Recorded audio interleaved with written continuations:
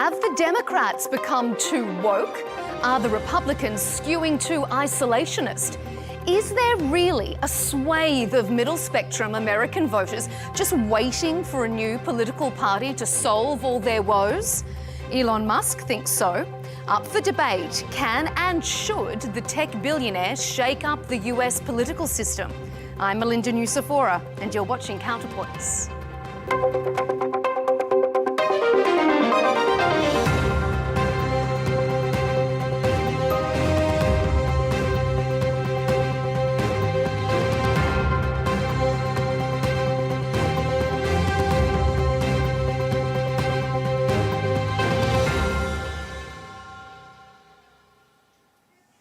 When most friendships break down, it usually results in some hurt feelings, a blocked phone number, and unfollowing on social media. When Elon Musk's friendship with the president broke down, he decided to dismantle the foundations of the US political system. The South African Tesla boss has vowed to give Americans independence from the two-party system. He says his America Party will give voters back their freedom. Not surprisingly, his former BFF isn't happy. And I think starting a third party just adds to confusion. It really seems to have been developed for two parties. Third parties have never worked. So he can have fun with it, but I think it's ridiculous. And he's right. The two-party system, Democrats versus Republicans, has been in place since 1854. There have been a smattering of minor parties which, in the past, have contested an election or two, but they've never, ever achieved longevity or real influence. Musk believes there's a vast, untapped middle ground of American voters, disaffected Republicans and Democrats, who currently feel underrepresented. Is he right? Coming up on CounterPoints, we'll ask, would a third party be a good thing for American politics? Is disenfranchisement radicalizing American political parties? And is the two-party system broken, or is it the two parties themselves? Stay with us.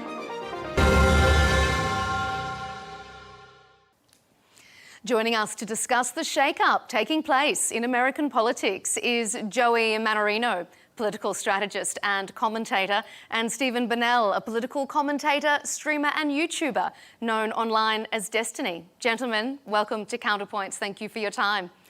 Elon Musk was the biggest known political donor during last year's presidential campaign, contributing almost $300 million to Donald Trump's White House run. He was front and centre at rallies before the election and a fixture in the White House after it. But a rift over Trump's big, beautiful bill ended that friendship. Since then, Musk has been riding this wave of apparent discontent amongst some Republicans. He's framing the America Party as centrist, meaning he can tap into those unhappy with the Democrat leadership as well. But can he succeed where others have failed? Joey, let me start with you. Do you welcome Elon Musk's creation of a new political party to kind of challenge the establishment? Do you think that that sort of competition is good for American politics? Well, I'll be honest, it's very hard for a third party to succeed in the United States of America. And it never has traditionally. There's no example of a third party that has ever been able to effectively win an election. So Elon Musk, I have immense respect for this man. This is a living genius. They'll be talking about him for 1,000 years in the history books. I just don't understand why he's going down this path, because with the Republican agenda, apparently, I thought he agreed on about 90% of what Donald Trump was putting out. He wore the hat. He said Trump was right about everything. He was the biggest donor to Donald Trump. He was in the administration running Doge. Now he wants to start this party, which in essence is only going to take votes away that should be going to Donald Trump's allies in the Republican Party.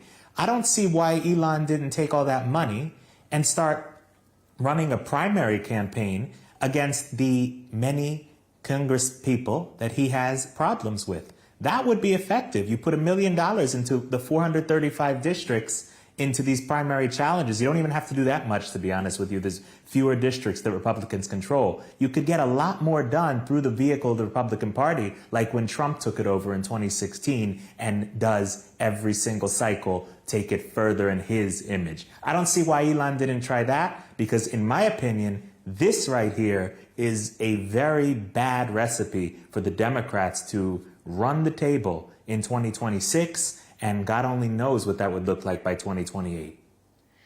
Okay, Destiny, what's your take on that? They might be writing about Elon Musk for a long time, but it will be less to do with his geniusness and more to do with his horrendous, I guess, political participation in the United States. I think that Elon and Trump are a match made in heaven. They are both men who are driven primarily by their emotions. Whoever triggered them last is likely the one to catch their wrath. Elon Musk wants to start this new party because Doge was an absolute and epic monumental failure. They did not find the fraud they were looking for. Elon is incompetent when it comes to management or leadership. And Donald Trump was not able to find the savings that he was hoping to find when he realized that Doge wasn't going to turn them over, these trillions of dollars of savings that they originally promised. And now Trump has basically solidified the tax cuts that were given before. He's had to make deep cuts into other federal programs like Medicaid. And now he's, I guess, pawned all of that kind of blame off onto Elon Musk, who's about to realize that he is far less politically popular than he thought he was. Elon was just kind of borrowing, I would say, political aura from Trump. And on his own, I don't think Elon will be very successful anywhere. We kind of all saw that in Wisconsin when he went and he spent, $30 million on that the Wisconsin Supreme Court justice race and got absolutely nowhere. So I welcome it. I like the infighting. Obviously, the sooner this whole MAGA movement dies, the better the entire country will be. Joey, is the problem Elon? I can see you rolling your eyes there. What's your take on what Destiny? No, the problem is I don't like when people like Destiny are happy. So if Elon is doing something that is causing people like Destiny to celebrate, then we have a problem. Because Elon, in theory, has 90% of the same opinions as the MAGA movement. He said Trump was right about everything. He said it clearly. And we don't even know, other than the spending cuts, what exactly this America Party would even be talking about. What's the difference between the America Party and the Republican Party? None of this is fleshed out yet. None of this has been absolutely solidified. So right now, it just looks like we're going to have a Republican Party run by Trump, the MAGA Party, and we're going to have the Elon America Party, which is, I guess, a more centrist version. Here's the problem. I don't see Democrats going over to Elon because Elon was so tight with Donald Trump. So I just don't, they looked at him as enemy number one and enemy number two. It was Trump and Elon. These were the two big enemies of the Democrats. I just don't see a lot of the Democrats now walking over and hanging out on Elon's party. It's not something that I really can imagine. So I don't see how it ends any other way than Democrats getting more power. Why doesn't Elon go fund the radical Democrat Party, the AOC, Zohran Mamdani, the crazy lunatics? Go give them money, let them split off from the Democrats, and let the Republicans run the table. Why are we giving Democrats an advantage? I don't understand this. I don't see strategy here, but I just don't understand what we're doing. Seriously. Is it a betrayal, Joey? Do you think that some Republicans are going to feel betrayed by this? Because if it goes ahead, it's going to split the ticket. It is going to split the ticket. I don't know if you would use the word betrayal, but it's absolutely confusing. And look, there's time for this to all stop. This could be a very hard negotiating tactic, too, from Elon. You don't know that. We don't know 100% that this is actually going to happen. The party hasn't been formed. Candidates have not been chosen. There's not 435 congressional candidates getting ready to run. So we don't know that this is not just a very hard negotiating tactic. If it goes ahead and if it has the result that, we sort of think it's going to have, you would look at it as somewhat of a betrayal, yeah. But at the same time, maybe Elon feels betrayed because he put in about $300 million to the campaign and Trump kind of did whatever Trump wanted. Trump can't be bought. This is something Elon learned in a very difficult manner. Trump can't be bought. So you put $300 million into the campaign, but you don't really get a whole lot of input because the guy doesn't really care about who's funding projects. He does what he thinks is best for the country. So Elon, maybe he thought he would have a little more sway. Didn't turn out that way. Destiny, can Trump not be bought with that $300 million from Elon? Trump can absolutely be bought, but he's just bought with flattery and people who are feeding into his narcissism. Money doesn't necessarily do it. He's already running enough scams that he's funded for the rest of his lifetime. We've got Trump coin, we've got Melania coin, we've got the $300 million or $400 million Qatari jet.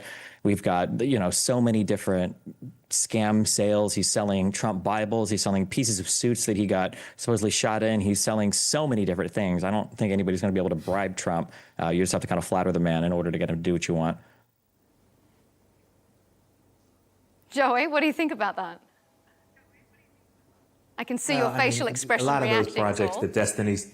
No, I mean, so if he can't be bought, he's bought by flattery. I mean, Destiny doesn't like Trump. He's never going to like Trump. This is just an obvious thing. The suits, the Bibles. The Bible isn't even Trump's. That's the Lee Greenwood's project that Trump promoted. So he doesn't know what he's talking about here. But at the end of the day, what we have to see here is that the Republican Party is imperfect. That's true. It is not a perfect vehicle. But the way to get it to be more perfect is not with a third party, in my opinion. It's not a multi-party system in the States. In some countries, in all of Europe almost, you have multiple parties, 6, 7, 8 parties, you form coalitions. That's fine. It doesn't work when the Republicans have 2 parties that are splitting their vote and the left has 1 party because they're full steam ahead. They just want to go straight to socialism, all of them. They don't really care about the details. They just want to get where they're going. And I hate to say it, I envy the Democrats. I envy the way the Democrats stick together and go to the common goal. I really wish we had more of that in the Republican Party. The problem with us is we're more independent-minded. We're not cult mindset. So we sort of have a lot of different arguments going around. Even the libertarians, really, if you think of that, they're an offshoot of the Republicans too.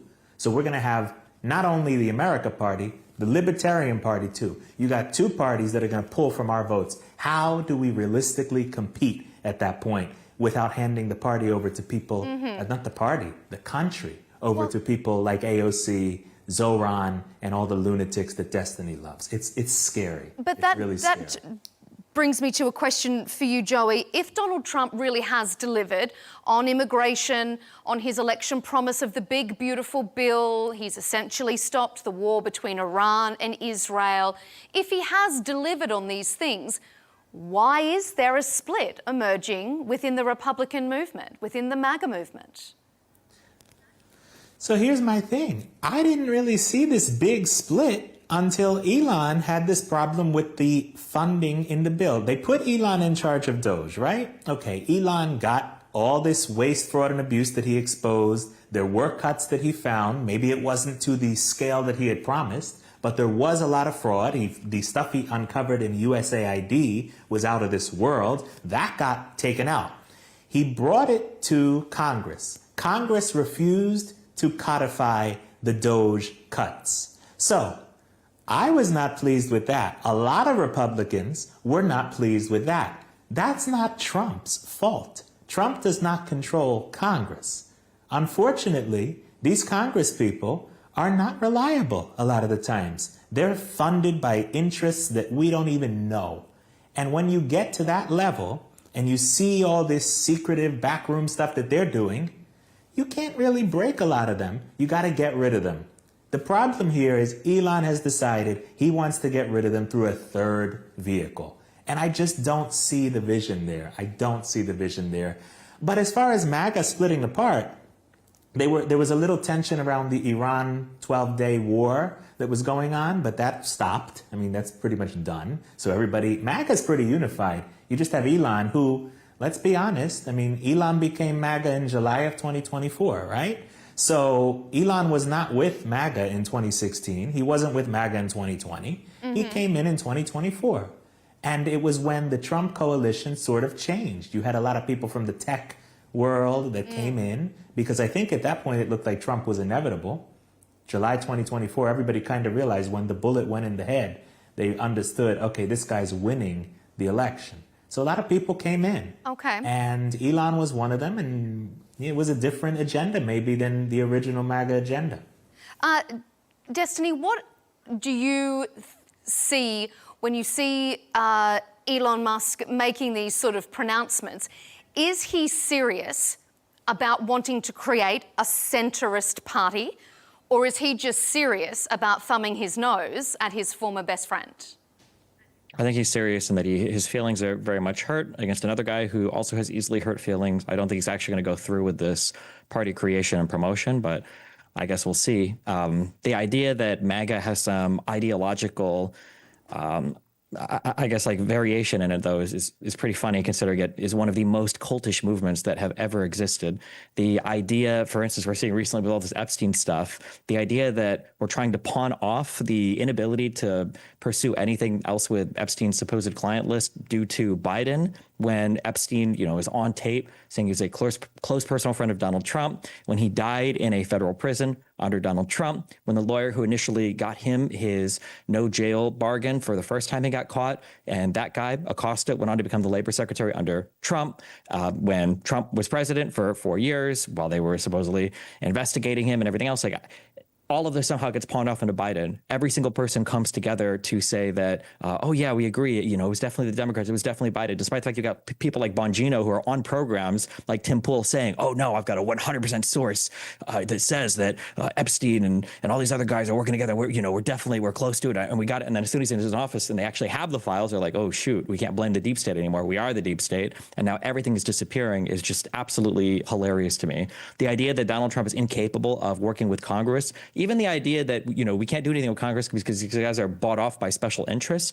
If you have a Congress that's bought off by special interests, how are you not able to just buy them off yourself? You're literally partnered with the richest man on the planet. If Congress is really bought off, then just go and pay for them. I don't even understand. None of it actually makes any sense. It's just, it's a clown show. The entire MAGA movement just relies on repeating these lies over and over and over and over again until they can pull the wool over your eyes and convince you that, what's fantasy is real. And that's why we've got, Joey celebrating the fact that it was only a 12-day back and forth with Iran, when this is a president who ran the slogan, no new wars for how long? Or it's why we're celebrating the fact that we have basically no cuts from Doge, when they originally promised us $2 trillion in cuts, which is more than our entire discretionary budget. So. Before we move on to our next segment, I'll just let you respond to that, Joey, and then we'll move on to focus more on the Democrats.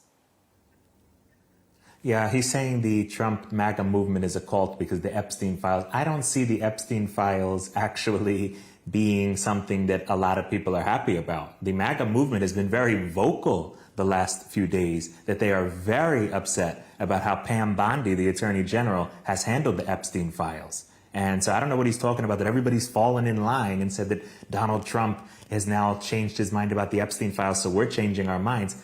Most of the people that I'm seeing, if you read Twitter and you talk to MAGA people, they're very angry at Pam Bondi. They want her out of the job because they want some accountability for these Epstein files. We need to know. This now, number one, also, Trump kicked Epstein out of Mar-a-Lago. Let's just get that straight. So he's saying it's a close personal friend. Okay. These are lines that the Democrats have to use because they have nothing.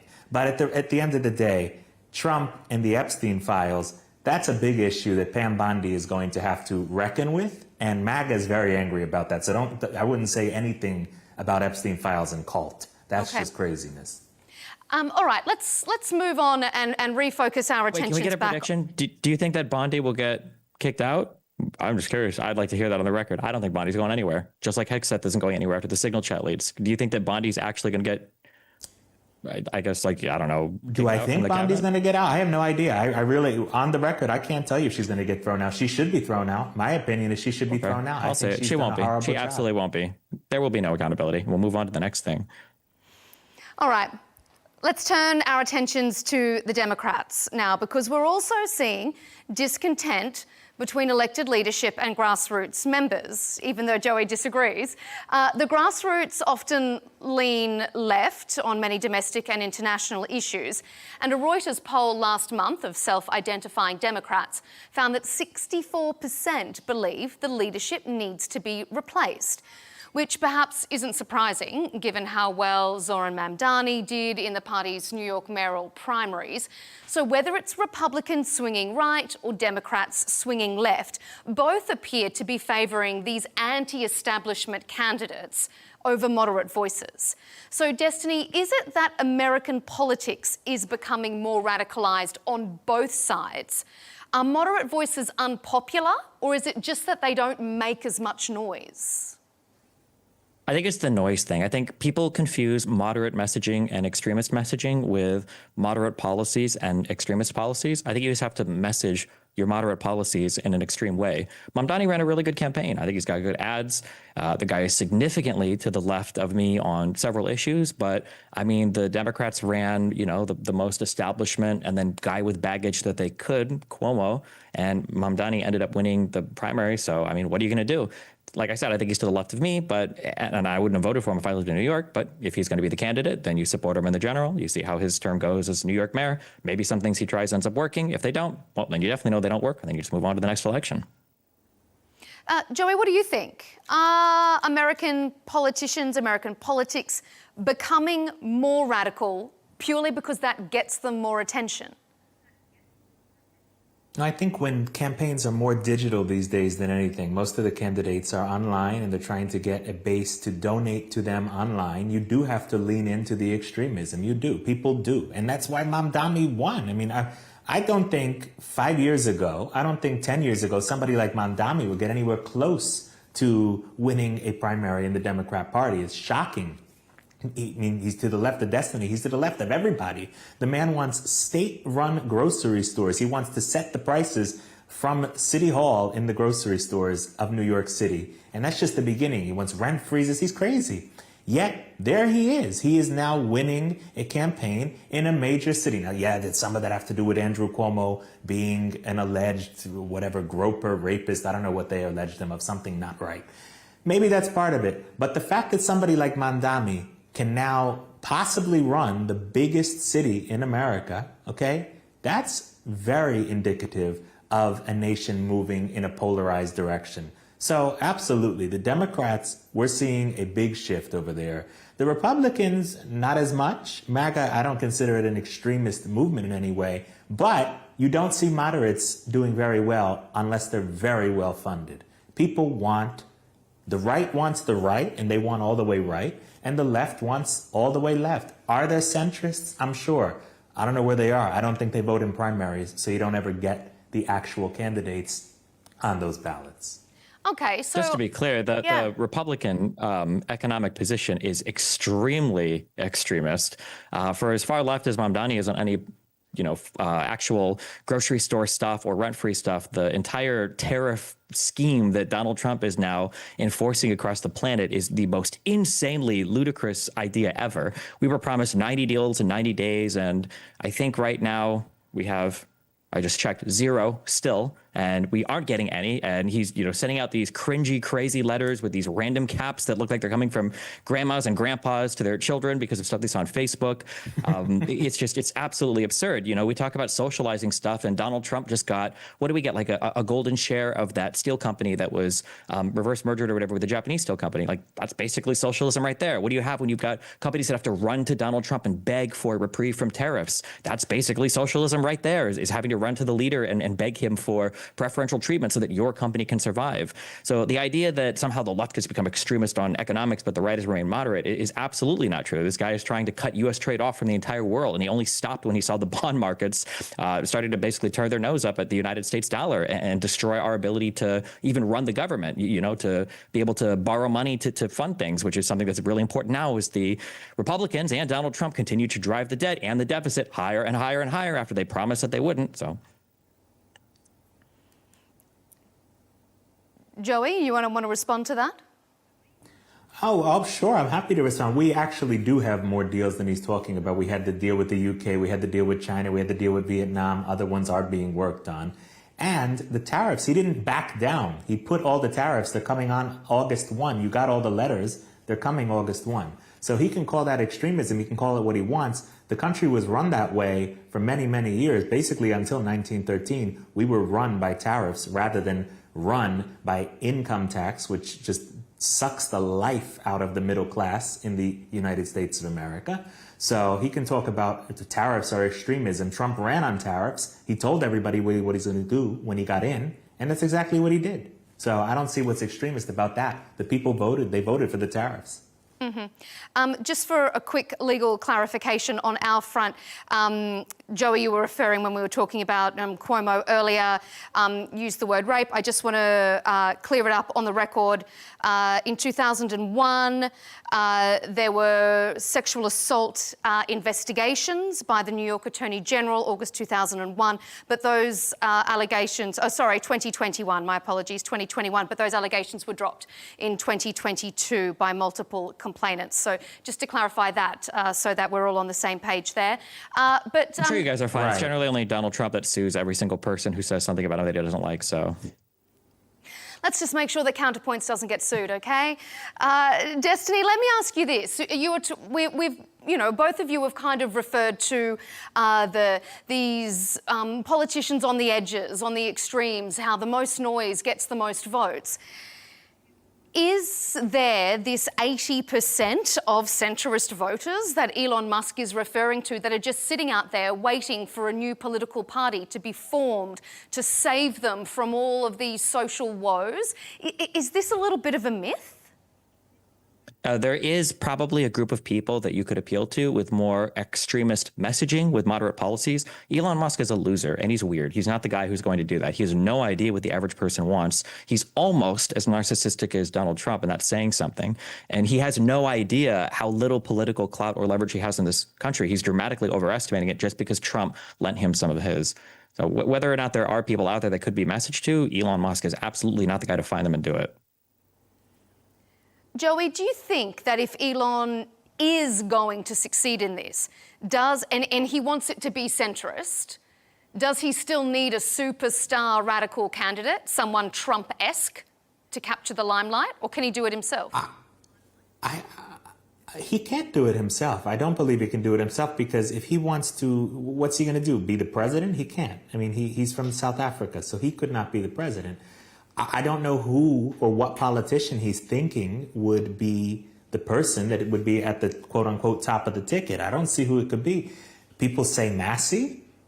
I don't see Thomas Massey as somebody who would exactly inspire millions and millions to run to the polls and vote for him. Also, that's already a ticket. It's called the Libertarian Party. It gets about 2% every year. I just don't see what a centrist policy is and who that superstar that could deliver that message is. It literally constitutionally cannot be Elon. I don't agree with Destiny where he says Elon Musk is a loser. Most losers don't have $400 billion sitting around. He could buy and sell all of us. But we just got a pretty really good leg have up to from a pretty rich Elon, family. Yeah, well, yeah, sure. But at the end of the day, the man's not a loser. And the funding that he can put in to the campaign or any race that he wants to get in is immense. So that's where a third party would look different coming from him. But as you say, I don't see who the face of it is. I don't know. Obviously, it would be Elon's party, but he can't run the ticket. So I just don't know who it would be. We have no clue because we don't know the policies. So we have no idea yet. It's too early to tell. Destiny, if we look on the left, do you think this lack of direction, this lack of a unified purpose from the Democrats is essentially powering people that are more to the far left, like Mamdani, because there's no one else? I think that there's like this weird kind of burden that's being placed on Dems right now from themselves and from everybody else who, you know, like who's going to run for president the next election cycle and who's leading the Democratic Party. And the reality is that every time an election finishes and you're on your way to midterms, there's always this kind of lull. It happened in 2020. There were a lot of conservatives who were writing a lot of really negative things in 2021 about Donald Trump because they didn't think that he was coming back. And all of a sudden, all of your moral conservatives that didn't like all of the cheating, all of the wives, all of the immorality, all of the a-religiosity, all of them came out to condemn Donald Trump. They didn't like him. But then by 2022, Donald Trump looks like he's about to start running again. You know, you get your DeSantis, your Nikki Haley kind of emerging in 2023, 2024, and then eventually the party falls in line again. So I wouldn't expect to see any leadership position or any leadership figure kind of emerge from the Democratic Party for maybe another year, maybe as we get closer to midterms. But I think where we're at right now is pretty normal, pretty regular. I think the big fear is actually, and nobody's talking about it, the big fear is that the Republican Party is going to have a big issue going into the midterms because the people that support Trump are sycophantic cult worshipers. So they don't really care much about midterms. They don't care much about special elections. We've seen this over and over again. We saw this in the midterms with Biden, and we've seen this in all these special elections. Even when people like Elon Musk are out there campaigning, they're not helping. So I think for the next presidential election, I think the Republican Party is going to be in a weird spot where they're looking for kind of their next leader, as that MAGA movement falls away, and none of Trump's children seem to have any of the weird kind of charisma that Trump commands. So it's hard to say, what the Republican Party is going to look like come that election cycle. Joey, who's going to fill that void? Are the Republicans in trouble? Are the Republicans in trouble? I don't know about trouble, but there is absolutely, I agree with Destiny here. There is no clear person in the Republican Party that has the charisma that Donald Trump has been able to command for the past 10 years as the leader of the party. You have Vance, who is leading all the polling, and I like Vance a lot. He's impressed me immensely, but I don't know that he could be the same level of Donald Trump charisma. I actually know he can't. I don't think anyone else can. Trump has a larger-than-life personality. Now, Destiny brought up the children. I hope it's not the children. I don't like those type of dynasties like that. I hope it's not the children. That's the nepotism stuff never sits right with me. But yeah, it's going to be an interesting leadership contest for the Republicans. I don't think it's going to be as clear as people think that Vance will just walk right into the nomination. There will be challenges. The DeSantis people want their try. The other wings of the party, the Nikki Haley people, they want their try. Now, will it be Nikki? No. But it's not going to be Vance given the keys to the castle, just like many people think. There will be a contest. As far as the Democrats go, I have no idea what they're going to do. If they're smart, they'll go with somebody like a moderate, like Andy Bashir. But luckily, they're not smart because they nominated Kamala Harris. Anybody that would ever do that cannot be classified as very smart. So we'll see what they do. It's going to be interesting. The next 4 years, in 4 years, when we have the next election, the country is going to look quite different. You're not going to have Trump there. You're not going to have him on the ticket. And it's going to be a very different election. Won't be as exciting, I don't think. It just won't be as exciting. Well, maybe we'll get you back on when we're talking about that one, Joey. But let's move to our final segment for today as we talk third parties. Calls for an additional party in the US is nothing new. For our audience, I'm going to bring up a graphic here. You gentlemen have seen this graph. I've sent it to you so that you've been able to take a look. This graph is from nonpartisan polling agency Gallup. It's been tracking the desire for a third political party since 2004. Currently, it says that 58% of Americans want another major party. And they have done somewhat consistently since 2014. And yet not a single new venture has succeeded. It partly explains why Donald Trump did so well, given people's desire for something new and to break that status quo. So, Destiny, is the two-party system broken, or are the two parties themselves broken? I think it's just kind of a psychology trick, like a revealed preference versus expressed preference kind of thing. People will say that they want a third party, but what they're really saying is, in my mind, I can envision a more perfect candidate that would suit exactly what I want. So I think I would like a third party. But the reality is if you start rolling third parties out, they're humans, they're candidates, they're not going to align with you in every single thing. And people are ultimately going to vote with, probably one of the two major parties that are aligned with their personal political beliefs. In the United States, we have a pretty rich set of opinions in our political parties. The same Democratic Party that had Manchin and Sinema also had AOC and Rashid Tlaib. You have a plethora of political opinions that are expressed at the primary level. One candidate rises to the top, and then from there you get your general elections. I don't think there's this huge need, and I don't think there's this real desire for a third party. I think probably the excitement for third parties just rise as people's general discontent goes up as well. Is it about discontent, Joey? Do you think people are discontent and that's why this rise is raising its head now? Well, we're not. I mean, there is no accurate representation for people in the United States of America because it's two parties. I don't even disagree with the concept that we need more parties. I just think A third party, when you're only going to have a third one that's going to draw straight from the Republicans, would screw us. That's why I'm very against this America Party thing. But in general, we don't have accurate representation. You either have to fall in line with everything the Democrats like or fall in line with everything the Republicans like. And those are the two choices you have. It's not a nice system that does not represent most of the people. And I really do. I mean, I'm a Republican. I vote Republican. But I don't feel 100% represented by them, especially in my district. I have one of the worst Republicans. He should be a Democrat. He votes more with them than with us. So, and that's Brian Fitzpatrick. I don't understand why it is the way it is, but it is that way. The parties have all the money. These are billions and billions of dollars that are in these parties. To break that system and do something different is going to take a gargantuan effort. But when it's only coming from Elon, who's going to take straight from the Republicans, and there's going to be nothing to draw from the Democrats, it doesn't really work. Ross Perot, 1992. We all remember he even dropped out before the election and still took 19%. Where did that mostly come from? Bush. Who got in? Clinton.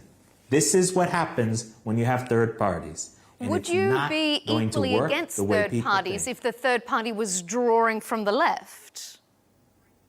Oh, I'd be cheering and screaming and supporting it like you couldn't believe.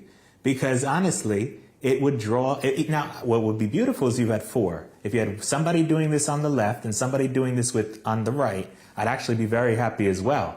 But, of course, the Democrats love this America Party idea because it's just going to work so well for them. I'd be thrilled as a Republican. If somebody works in Republican politics, I'd be thrilled if you had a billionaire with the power of Elon going to come in and fund a third party that's going to draw straight from the Democrats and split their vote, and the Republicans would just walk right into Congress with a supermajority. I'd be thrilled from a strategy perspective. For the country, it's horrible.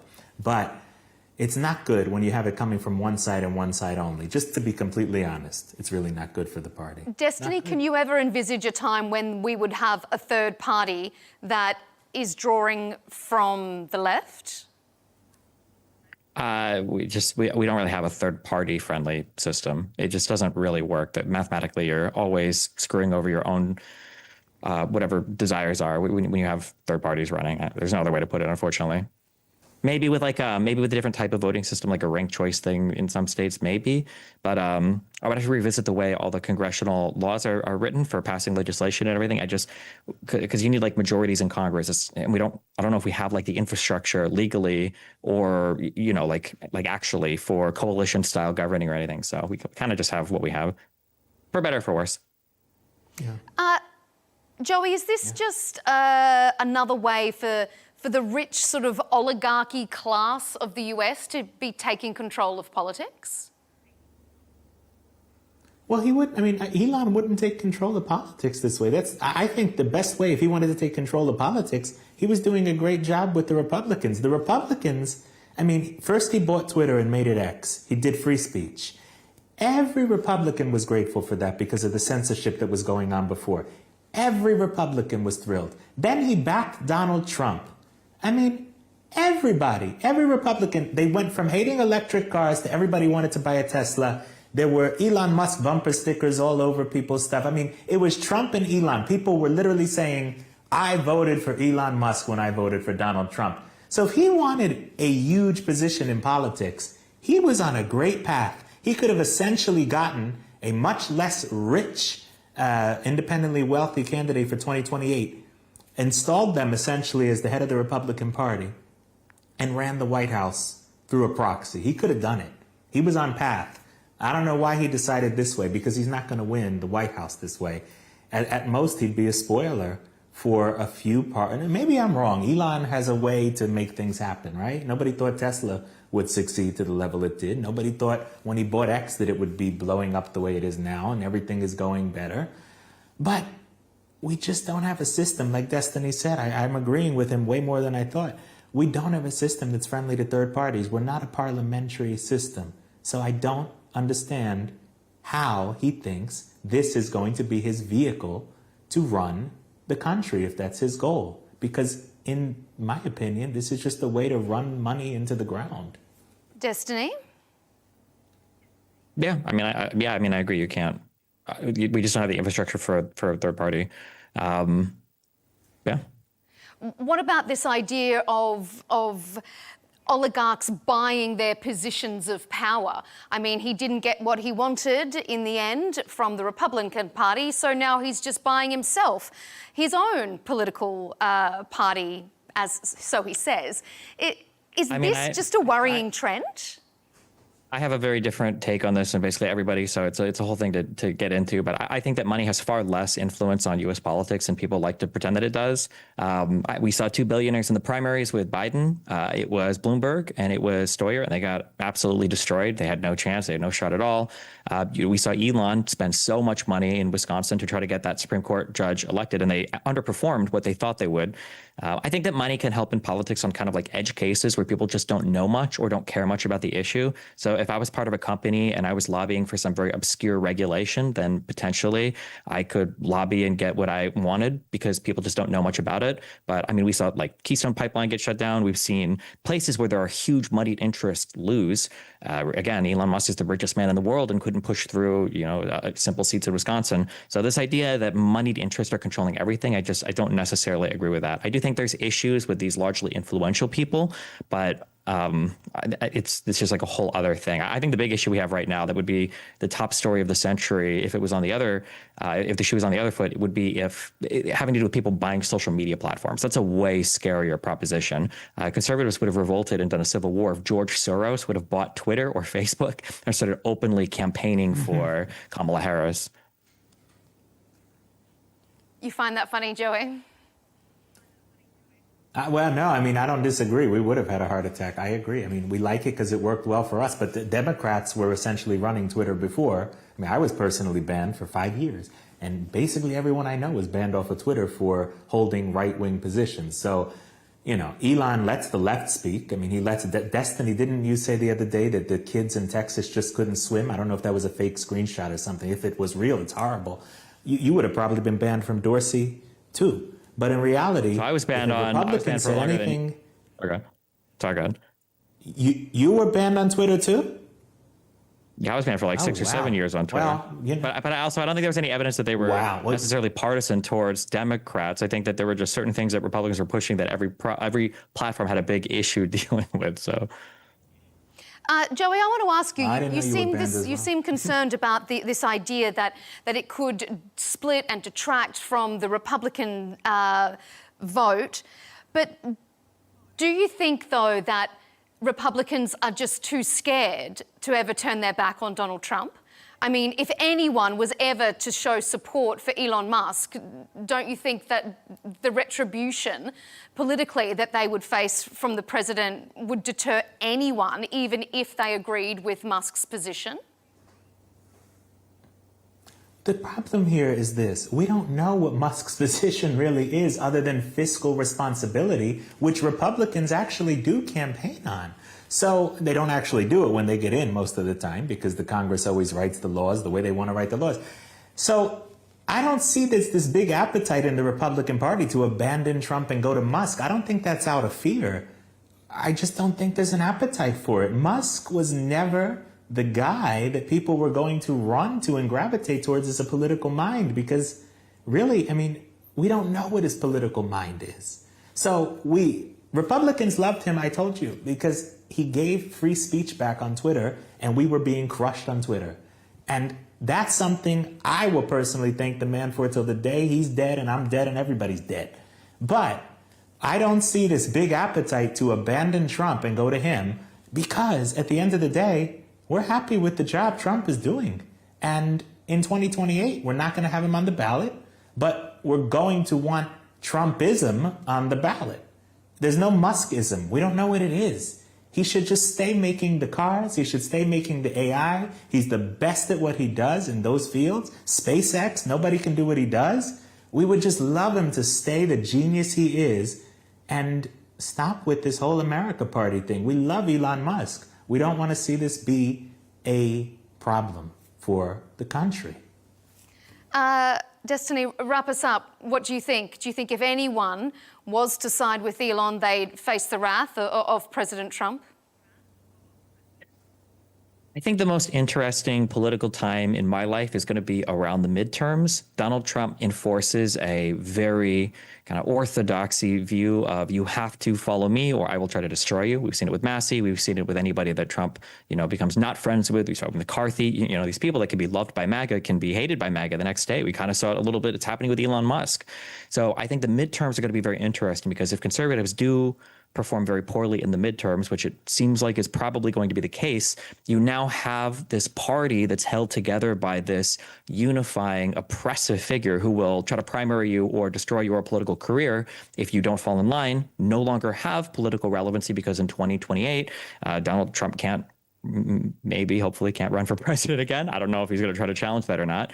I don't think that Donald Trump cares much about this country. He definitely doesn't care about the Republican Party. So I don't think he's going to have much of an interest in kind of being a kingmaker. He's not going to care to choose the next person.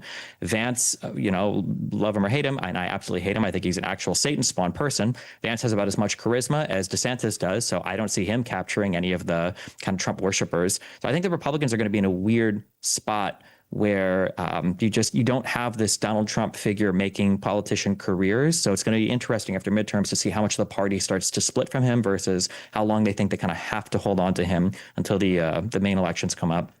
All right, before we go, Joey, what do you think? Are we going to start to see maybe a new sort of splinter during the midterms because we're going to need a successor?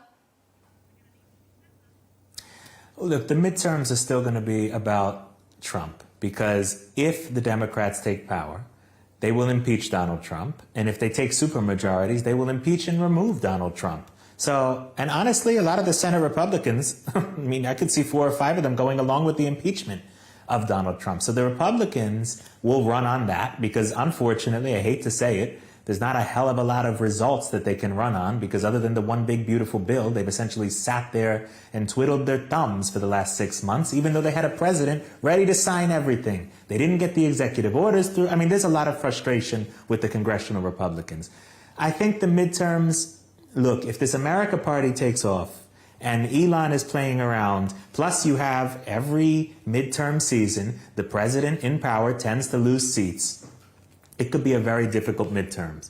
At the same time, if they put Zoran Mandami and candidates like that as the face of the Democrats with Jasmine Crockett and people like that, their team is full of people that are absolutely vile and disgusting to the majority of the American people. So if you keep those faces out front, we have a better chance. But as far as I'm concerned, it's time for the Republicans to start getting to work. It's midterm season coming up. Put results that you can go into your district and say, I did this, this, this, and that. Just securing the same tax cuts we already had, thank you, but not enough. Deport people, get the executive orders codified, and give something for people to go and tell their constituents, I did this because you voted for me. That's the only way we win the midterms, and that's the only way we keep Trump until 2028, because Democrats will get him out.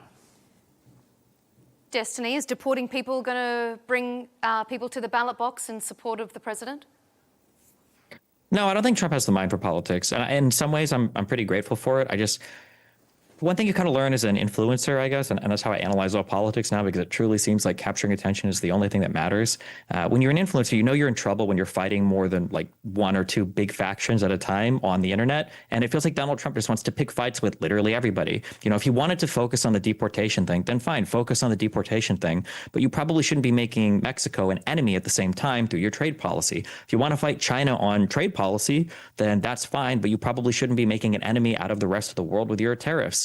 If you want to help Israel, if you want to do whatever in Ukraine, like Donald Trump just has a really hard time picking 1 or 2 political topics and sticking with it. He wants to fight and then subsequently lose everywhere. And that's why we have no legislation over the past 6 months besides this bill that has now run counter to the largest issue that so many kind of peripheral MAGA people joined the movement on, which was balancing the budget. I've got a talk coming up soon with a tech guy from California, and all of these kind of techie people that jumped on with Elon, who knows if they'll follow him in this America whatever party. These guys only joined because they were all kind of hoodwinked into believing that the debt and the deficit were the most important issues to run on. And now we have Donald Trump extending tax cuts for God knows what reason on just ordinary citizen income that's destructive to the budget and not doing anything else besides raising the debt and raising the deficit.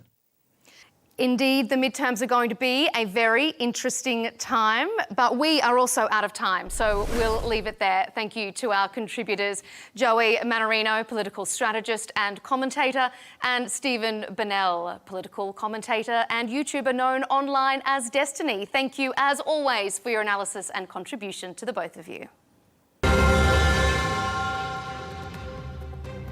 And to you at home, thanks for joining us on CounterPoints. You can watch all our latest debates and interviews by subscribing to Al Arabiya English on YouTube. And be sure to follow us on X and TikTok. We'll see you next time.